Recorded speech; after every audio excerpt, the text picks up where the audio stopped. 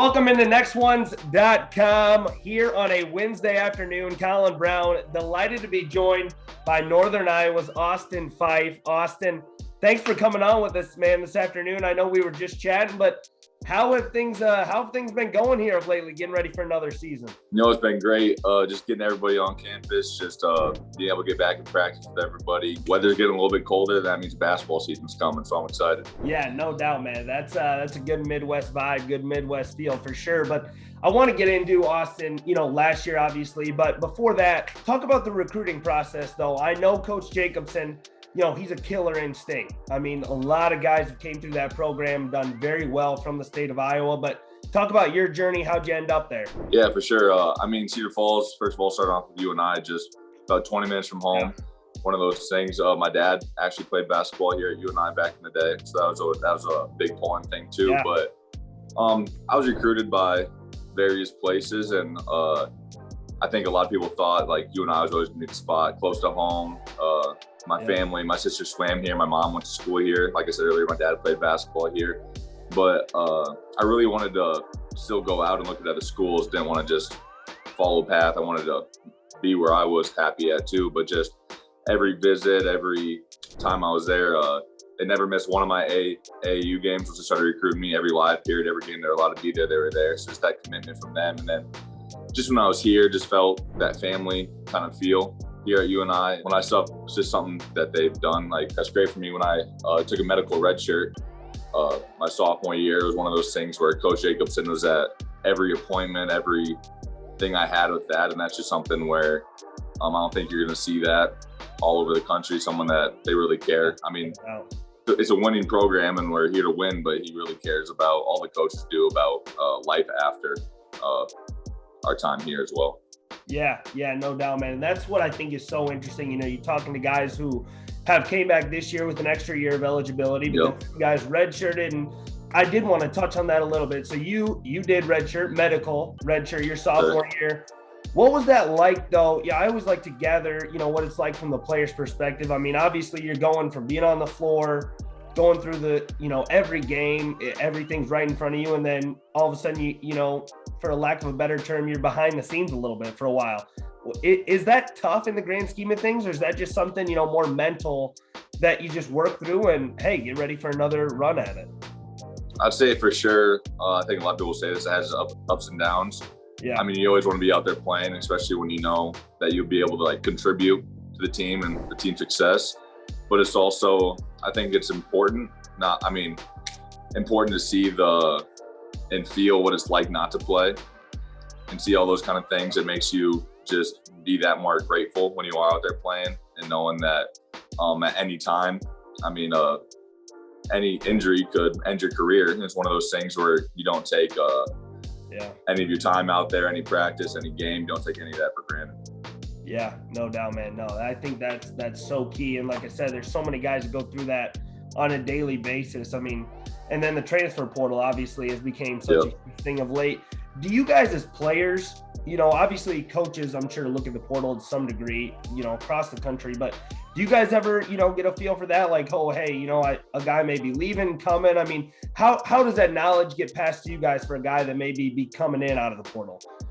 Yeah, for sure. It's just such a big thing now with being able to kind of go and play right away, which is huge. Yeah. But luckily, like my time here, we haven't had guys entering and coming in, so we've kind of been able to build on what we've been working on since I've been here since my freshman year, which is kind of cool, the same guys. But it's definitely something like, say you have a scholarship spot open, I know the coaches are looking at it, and you always, as a player, you're in the locker room and be like, oh, this guy's out of the portal, and like maybe you have a connection from AAU or something like that. So it's something I pay attention to a little bit, like just kind of hearing about this stuff, but it's not with me being at Northern Iowa, it's not something that I've been involved in a ton, and I'm happy to kind of be on that side of things where kind of been the same group of guys. Yeah, no, I think that's huge. Obviously, just to name a few guys, yourself, AJ Green, you guys, obviously, like I said, kids from the state of Iowa want to go and play there. what a historic program in general. I mean, deep NCAA tournament runs. You yourself, an all MVC performer, averaging over 12 a game. Last season 7 boards. I mean, killing it. What was that like? I mean, obviously, I know some people look at it and say, well, AJ went down and the game plan changed in a way, but from what I saw, I mean, I still think you're one of the best players in the league. It seemed like they continue to get you the ball, pound it inside. And I mean, but was it different with him not out on the floor?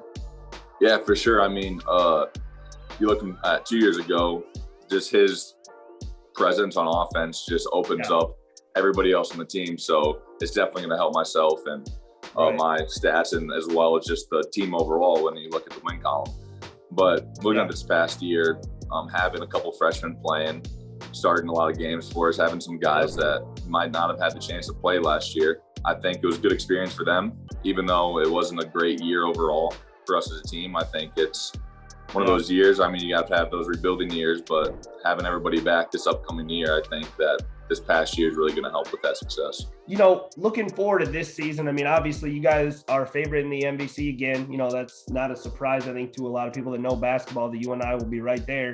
But as a team, what are your guys' goals? Have you guys talked about that at this point? I mean, is there something you guys have your eyes on, I guess I should say, first and foremost, or is it, hey, NCAA tournament, MVC title? Yeah, I'd for sure say all those things you said. I mean, I've been fortunate enough to win a regular season MVC championship, and I know how hard that is to do, and I think we have the group of guys to be able to do that. So that's definitely our first goal, but then just kind of keep bringing them off. I mean, we want to do that, be able to win the tournament championship too.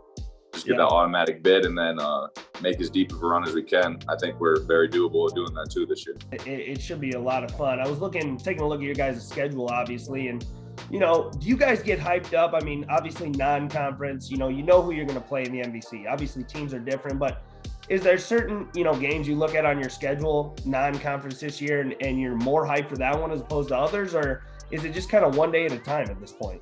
I'd say we definitely try to take it one day at a time, but there's definitely a couple of those on the schedule that you always look forward to. Like, I always know, like when you look at conference, us and Loyola matchups, those are ones we always look forward to. Yep. But then like we play at Arkansas and at St. Bonaventure this year, and those two teams should be good. And there's one of those where I know we were talking about how good the Valley is, but sometimes you need some of those resume builders just because who knows what's going to happen. So it's one of those things where we really look forward to those, because a lot of times it's hard to get some big teams to come play at the McLeod after we beat North Carolina here when they were number one. It's kind of after that, it's been tough to get some big games here. Yeah. But it's one of those things, when we're able to play good teams or teams that are supposed to be really good, it's those resume builders we get really excited for. We know how important those are.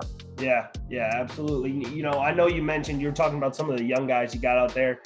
Give me a guy. Obviously, people know who you are. Like I said, you, AJ, you guys are at the top of the scouting report. And I mean, I think there's going to be other eyeballs on guys this year. But, give me a guy this offseason heading into this year to look out for in a UNI uniform. My first one I would say would be Bowen Bourne. He was freshman of the year last year. So he's going to be up there, I already know. But then Nate Heisey, who's also on the all-freshman team last year, has really made some big strides. He kind of he's matured into that college basketball player. Not that, you know what I mean? He's grown and got bigger, stronger, more athletic. Kind of the game slowed down for him. It's kind of like, it's weird because the game's a lot faster when you go from high school to college, but after like a year or two, it kind of slows back down for you. You kind of get that natural just feel of it. So he's one of those guys I think is going to have a really big year for us on the offensive and defensive side. Do you guys talk about individual goals a lot? I mean, is there certain things you have in the back of your mind that you'd like to achieve this year? And then obviously, after this season, what's to come? Kind of talk about those two. Yeah. Well, all of us do some individual goals with Coach Jacobson, just to kind of talk about and what he may have a goal for us. Yeah. I mean, personally, I just kind of want to do whatever I can to make the team reach our goals. I mean, I've been blessed to have a first team all conference honoree, and I'd always want to achieve that again. But it's one of those things, just play at that level. And if I get it, I get it. If I don't, I don't. But just do whatever I can to get the team to where we want to be. And then after, I mean, NBA is always the goal for everybody. Yeah. Yep. But I'm also very interested in pursuing overseas. My dad played overseas for 10 years and loved it. And it's one of those things where that's probably the path I'm pursuing more, just in my position.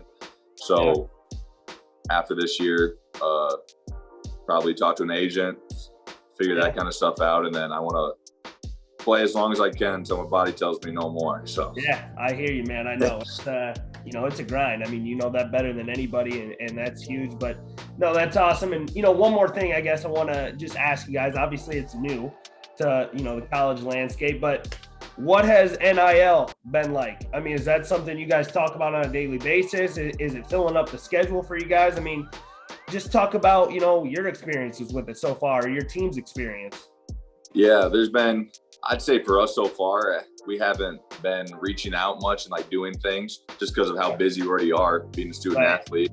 Right. There's been a lot of things like this summer, guys having camps. I went to my hometown a lot in Waverly, just did a lot of individual workouts with either high school kids, middle school kids, some elementary groups, things like that. And I mean, being in Cedar Falls isn't a huge community, but it's good size.